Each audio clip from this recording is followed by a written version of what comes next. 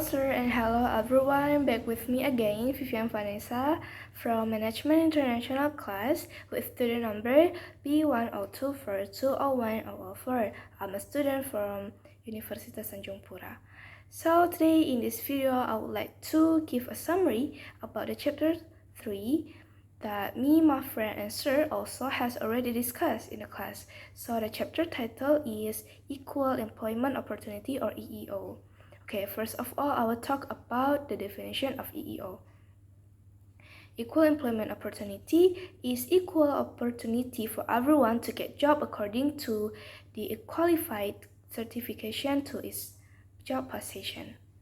And do you guys know that at the core of equal employment is the concept of discrimination? Yes, that statement is true because we have to know that discrimination here means recognizing difference, whether thing or human. So, one example from the core of employment is hiring an employee, where employer has to discriminate applicants based on the job requirements and qualification. So, the concept of discrimination here is recognize the difference between capable applicants and choose the best one. That is counted as legal discrimination because such a normal thing to do in a work life. But unfortunately, illegal discrimination is now exist. Illegal discrimination is unfairly treat given by someone or group to the other based on race, gender, or religion, and some other factors. It is illegal and become problems that should be main concern for employers. Okay, let's go back to the EEO itself. We have 4 keys areas of EEO, namely business necessity and job relatedness, bona fide occupational qualification, burden of proof, and non-retaliation. But I will only explain one of them, which is has already discussed in the class also, that is bona fide occupational qualification. Okay, bona fide occupational qualification is a legally allowed restriction of hiring and employing a person based on their sex, religion, or national origin. To be defined as legal or bona fide, the qualifications should relate to the particular business necessary operations and to the job positions essential. And next is about equal pay. Differences in pay between men and women in the same job, it can be happen, but it only allowed because of first, differences in seniority, second, differences in performance, the third one is differences in quality or quantity of production, and the fourth one is factors other than sex such as skill, effort, and working condition. After equal pay, the other issue is about sex and gender issue, where in old days, the worker was dominated by the man, but these days, women has already taken a huge part of the worker percentage, since equality in getting job is getting better. Okay, there is an idiom, breaking the glass. Breaking the glass, that means an action overcome this kind of the discrimination. So, this is done to break the glass ceiling culture, which has meaning discriminatory practices that have prevented women and other protected class members from advancing the executive level jobs. In chapter 3, we do talk a lot about sexual harassment. Even at the first page of the book, we have already read a headline that write about the sexual harassment in United Nations. It is tragic in my perspective because UN or United Nations is well known as one of the biggest organizations in the whole world, but unfortunately it still can't be a safe place for the woman. Okay, sexual harassment refers to the actions that are sexually directed and it is unwanted at all. These actions are harmful and will create traumatic and uncomfortable conditions to the victim.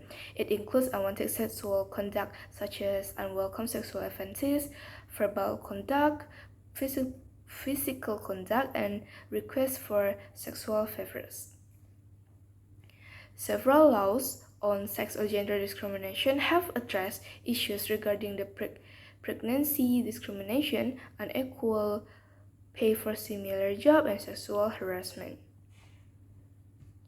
But maybe you will be wonder, what is the difference between sexual assault and sexual harassment? So here I will explain a bit about that. Sexual harassment is a form of sexual discrimination under both federal and state law.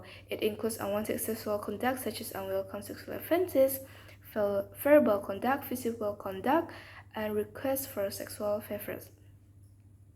But meanwhile, sexual harassment not necessarily will become a criminal case.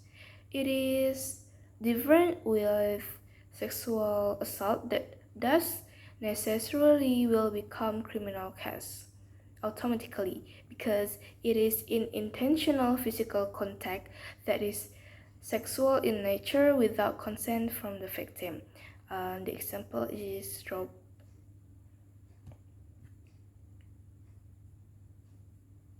And as more women have entered the workforce, sex or gender issues in equal employment have included both discrimination through pay inequality and discrimination in jobs careers. And here are two types of sexual harassment. The first one is quid pro quo. It is a harassment in which employment outcomes are linked to the individual granting sexual favors. The example is employee may be promised a promotion or a special rise or a desirable work assignment, but only if the employee grants some sexual favors to the supervisor. And the second one is hostile environment harassment. So exists when an individual's work performance or physiologically well-being is unreasonably affected by intimidating or offensive working conditions. The example is like telling jokes that are suggestive or sexual in nature and keep making continual requests to get together after work that can lead to the creation of hostile work environment. And from my experience itself, I have ever got two types of harassment. First one is the visual one, which that man look at me and kept following my moves, which is not really polite at all, and his look is not in an appropriate place for a woman. And the second one is the verbal one, where a stranger at the street kept calling me, which we know that is not polite at all, of course, and I don't even know that human. So, okay, next we'll talk about individuals with disabilities. The passage of American with Disabilities Act, or ADA, in 1990 began the laws and regulations on discriminations against individuals with disabilities. These laws and regulations affect employment matters as well as public accessibility for individuals with disability. Discrimination is prohibited against the individuals with disabilities. For a qualified person with a disability, an employer must make a reasonable accommodation, which is a modification to a job or work environment that give that individual comfort and also support.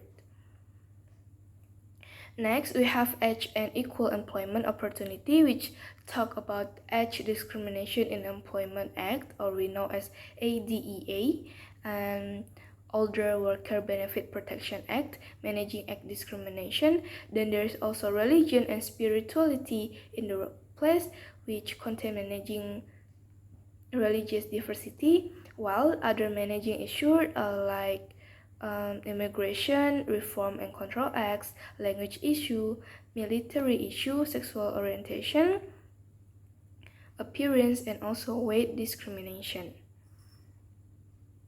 And the last one is about training goal. A diversity training goal. So diversity training goal is the purpose is to minimize discrimination and harassment losses in any organizations in the world.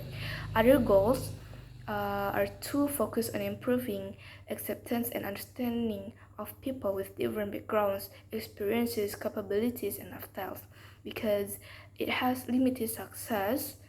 So possibly because it too often has focused on belief and rather than behavior. So diversity training is not can implement it with 100% successfully. So that's the end of my video that talk about the summary of chapter 3 about EEO, or equal employment opportunity. So I think from this chapter, actually at the meeting I was very happy. I was very happy to know all of my friends' opinion toward our discussion on that day, because all of their opinion in my perspective is very good. I really love all their opinion, and besides gaining more knowledge about EEO and the components including discrimination on gender, religion, or disability, but it also makes me, and it not only me but also it also makes us, all of us here, to be more aware about the equality in working environment. And in the future, if we become a manager, we have to understand about EEO. We may not support the discrimination. We really have to face it and treat our employee, all of them, fairly. Okay, that's the end of my video. Thank you very much for your attention, for watching me. So God bless you and see you.